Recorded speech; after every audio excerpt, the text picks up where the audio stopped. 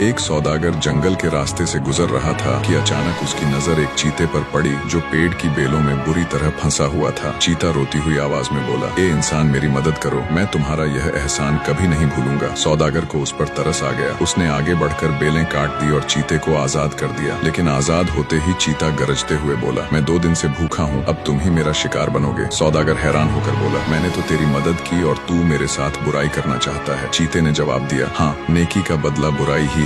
दोनों में बहस शुरू हो गई। आखिर सौदागर ने कहा, चलो किसी तीसरे से फैसला करवाते हैं, जो वो कहेगा वही मान लेंगे। दोनों किसी तीसरे के पास फैसला करवाने के लिए चल पड़े। कुछ दूर जाने के बाद उन्हें एक गधा दिखाई दिया। सौदागर ने गधे को पूरा हाल सुनाया और कहा, अब तुम ही फैसला करो, क्या नेकी का बदला बुराई होना चाहिए। गधा दुखी होकर बोला, जब मैं जवान था और अपने मालिक के लिए बोझ उठाता था तो वो मेरा बहुत ख्याल रखता था, लेकिन अब जब मैं बूढ़ा हो गया हूँ और काम नहीं कर सकता, उसने मुझे घर से निकाल दिया। इसलिए मैं तो यही कहूँगा कि नेकी का बदला बुराई ही है। ये सुनकर चीता खुशी से बोला, फैसला हो गया, अब मैं तुम्हें खा जाऊंगा। व्यापारी घबरा कर बोला, एक और फैसला करवा लेते हैं, फिर जो वो कहेगा वही मानेंगे। चीते ने बात मान ली और वे दोनों आगे चल पड़े। थोड़ी दूर जाकर उन्हें एक गाय मिली। सौदागर ने फिर सारा किस्सा सुनाया और कहा, अब तुम न्याय करो। गाय ने कहा, जब मैं दूध देती थी तो मेरा मालिक मुझसे बहुत प्यार करता था, समय पर चारा और पानी देता था, लेकिन अब जब मैं बूढ़ी हो गई हूँ और दूध देना बंद कर दिया है, उसने मुझे घर से निकाल दिया। इसलिए मैं भी यही कहूंगी कि नेकी का बदला बुराई ही है। चीता हंसकर बोला, दूसरा फैसला भी मेरे हक में है, अब तुम्हें खाना ही इंसाफ है। सौदागर ने विनती की, बस एक आखिरी फैसला और करवा लेते हैं, फिर जो तुम चाहो कर लेना। चीते ने कुछ सोचकर कहा, ठीक है, मैं तुम्हें आखिरी मौका देता हूँ। दोनों किसी समझदार व्यक्ति की तलाश में आगे बढ़े। थोड़ी दूर जाकर उन्हें एक दरवेश मिला। सौदागर ने सारा किस्सा दरवेश को सुनाया और कहा, अब आप ही इंसाफ कीजिए।